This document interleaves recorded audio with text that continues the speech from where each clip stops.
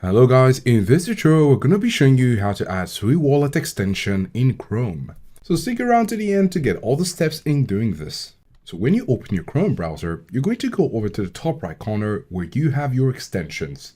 I have my extension button here, but if you don't have it, you can go over to the three dots and click on it. And then you're going to scroll down to extensions. When you hover over extensions, you're going to see manage extensions or visit the Chrome Web Store. You could do that by clicking on it, or you could go directly to the Chrome Web Store on a new tab. So now that we're here, we're going to search for Sui Wallet. Now you might see different options, but we're going to be going with the second option, which has the blue tick that shows that this is the original. We're going to click on it. You can see the ratings and the Sui.app. We're going to add to Chrome, then adding extension. And now you can see that Sui Wallet has been added to Chrome. So this is how to add Sui Wallet extension in Chrome.